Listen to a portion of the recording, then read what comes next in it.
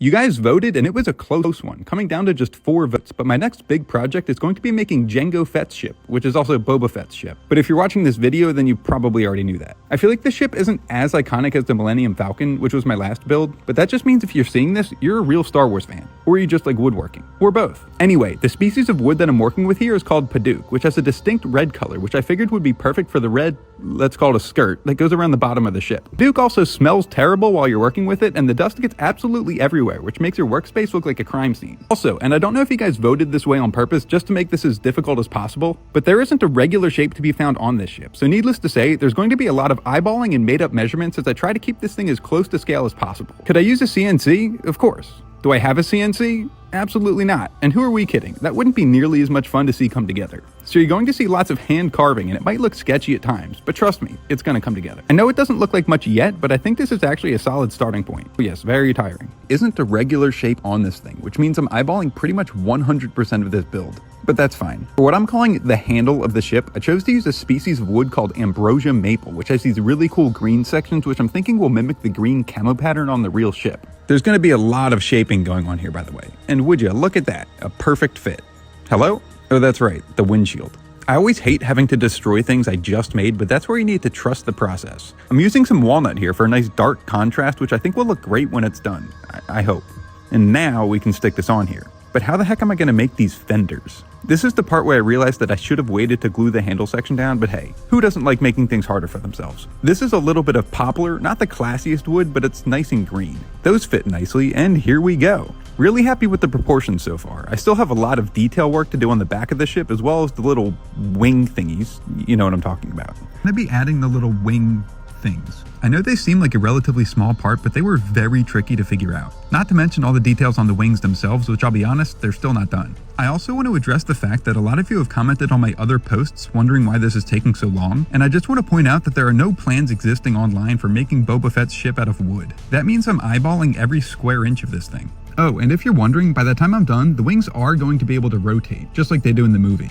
I actually had to remake this rod after the video because these little shoulder pieces didn't fit properly. The next challenge is figuring out how to attach the shoulders to the wings. By the way, I'm making all of this terminology up as I go along. And that was me getting a little over ambitious and breaking the piece that I was working on. But never fear, everything can be fixed. Let's try that again. These are going to be the arms that connect the shoulders to the wings. Again, made up terminology. And I'm adding a little extra support using some steel wires instead of just gluing them together. And that gives us one finished wing.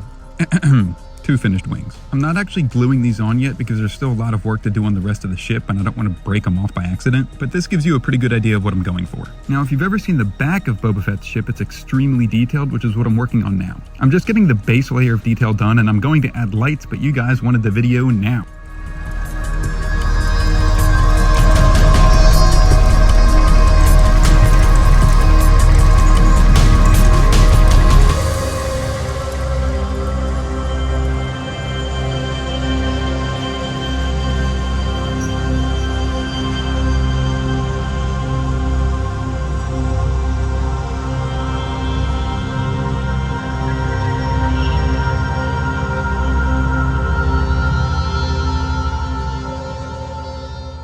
Been following along from the start, thank you for your patience. I do still need to make the base that it's going to stand on, so the project isn't finished yet, but that's coming. But anyway, I had to finish carving all the little details on the back of the ship before I could get to making the blasters. The hardest part about this was taking this piece of wood and... Hang on a second. Hang on, I'll show you. Hang on. Getting them to fit perfectly on the side of the ship here. But after a lot of trial and error and about 45 minutes of carving, we got this. Very satisfying, especially after I used some sandpaper to blend the edges. Naturally, next we had to make the blasters themselves. I used some walnut for a little bit of contrast, cut them into really tiny pieces, and then once again started carving. I wasn't going to use wood for the actual barrels themselves since they had to be super skinny, so instead I ended up going with these black finishing nails, which took some doing to get in. I've been waiting for this a long time, but we finally have our blasters. And they even articulate a little bit. Now, if you haven't been here from the start, the next couple of pieces I'm adding I actually made way back in part 3? Or part 2? I don't remember. But they're the actual wings that come out the side of the ship. Now you might think we're done, but hang on one second. I'm using a little trick with fire to darken a few areas of the ship. It doesn't take much, just enough for the soot to fuse with the wood. And it's super satisfying removing the tape, so I'm going to show you all of them. It also gives these areas an almost metallic appearance, which is pretty cool. And now we're done. Keep in mind, I haven't added any finish to this thing yet, and the reason is I don't know if there's anything else I want to add, but when I finally do, this wood grain is going to really pop. If you missed my earlier videos, the lighter colored wood is ambrosia maple and the orange wood is paduk. Oh yeah, and don't forget, it lights up. So all we have left now is to make the base. This is the final part of my now 7-month-long Slave 1 build, which started all the way back in January in my old shop, which you can see in the background here. That's not important. Anyway, not only are you going to see me put together the base in this video, but you'll see the finished product.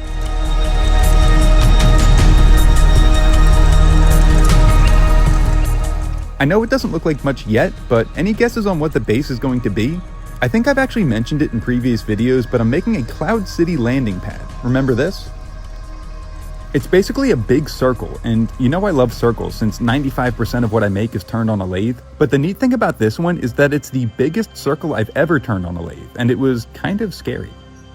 Do not worry, nothing bad happened. Unless you wanted something bad to happen, in which case you should worry because nothing bad happened. It probably looks like this process went pretty quick, but that's because a lot of these videos are sped up and I'm only showing you some of it. In reality, I was probably standing at the lathe for close to 3 hours, taking my time and really hoping I didn't mess up. I did make a small mistake, but you'll see how I fix it in a few seconds. What am I doing to it? Fear not, I'm making a slot for the walkway to slide into. See? From here there was lots of sanding and carving and details to be added. I like using the heads of nails to act as lights because it looks good and stays with the woodworking theme. And here's that mistake I mentioned. It was a small catch from the turning process, but I decided that instead of sanding it out, I could mess it up more and make it look like someone was shooting at it. And of course we have some LEDs which will finally bring it all together. All that's left is to add finish. You ready for this? I did something that I think was really smart because in addition to all the details on the front of the ship, there's a lot on the back and more lights, so I wanted to give a few options for how to display it.